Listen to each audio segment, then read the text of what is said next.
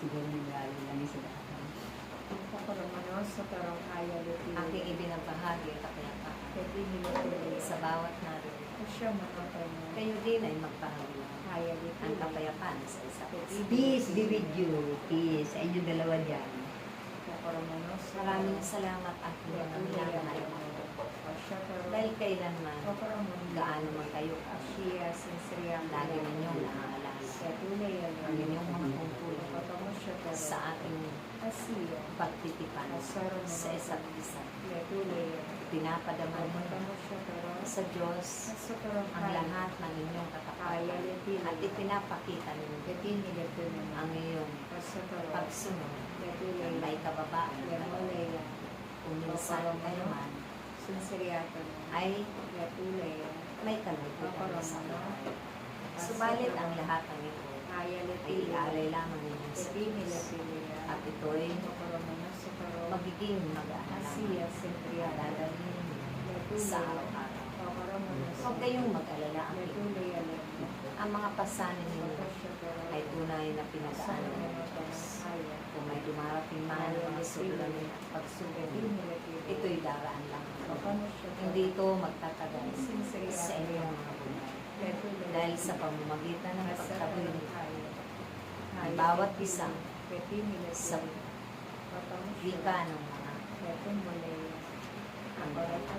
at ang lahat ay tunay na tinutulungan. Ganun din ang mga trahedya, ang mga salot ng karamdaman, salot ng kahirapan, at maraming salot na siyang itinataboy ng bawat isa sa inyo, maging sa inyong tahanan. Ito'y nagkakamit ang katugunan lang sa araw-araw ng inyong. Kaya't antayin ninyo ang katugunan ng Diyos sa salot ng kabuluhan. At ito man ay kanyang tutunan.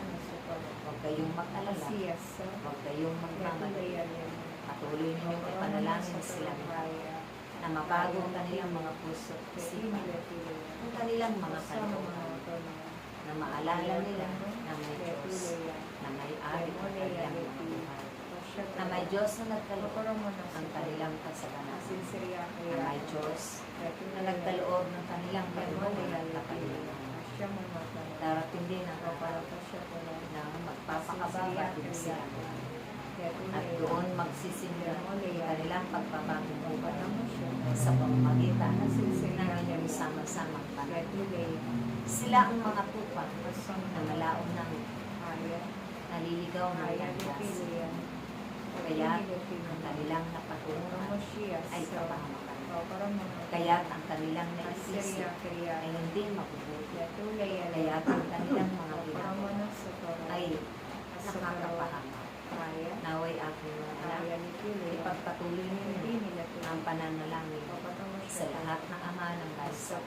Ganun din ang aking mga iniluto sa bawat pamahalaan, pribado man ito o pang publiko na pinamamahalaan nila, na magkamit din sila ng kapapatan at kalooban na mababa, puno ng kagalakan sa pagsisilbi, tapat at makatapag.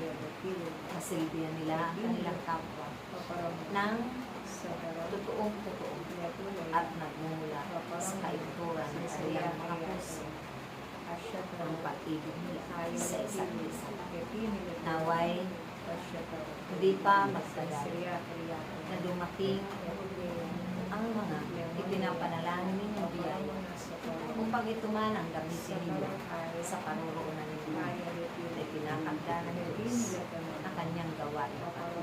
Marami pa kayong gagamitin ating kaya huwag kayong magalala sa inyong mga nararamdaman.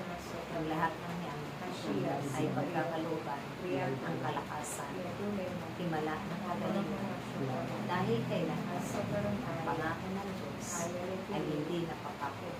Isa ito sa kanyang pangako na palalawigin ang bawat buhay, palalakasin ang bawat pangangatawan.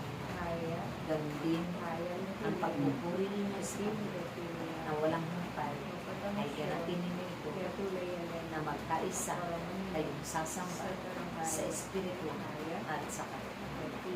Maging makatotohanan at tapat nawa ang ginaganap ninyo paglilingkod sa kapwa ninyo na wala kayong inaantay ng mga kapatid. Pagkos, libre ang inyong paglilingkod na wala kayong hinihingi na munting sentimo sa kanila. Pagkos, mapalsak looban ninyo ang pag-aalay ninyo ang mga oras ng panahon at pagkakataon. Pag-aalay ng inyong mga paa sa paparoon na kanyang itinatakda at itatakda. Naway ang lahat ng ito ang magiging daan, ang biyaya ng kaligtasan ng inyong mga kapatid. Gawin din ang inyong salunatan na siyang magmamana ng inyong ginagampay tungkulin sa panahon na ito ang magiging susi upang ang kasalanan ay kayo makakamtan pagpakailan. Maraming salamat aking mga anak na hindi ninyo pinangingalawaan ang ating pagtitiwala sa araw na pinatakda ng Diyos. Sunayin muli ang pagkakalisa at pag-ibig pagkakamalan. Amen. Praise Yahweh. Praise Yahweh.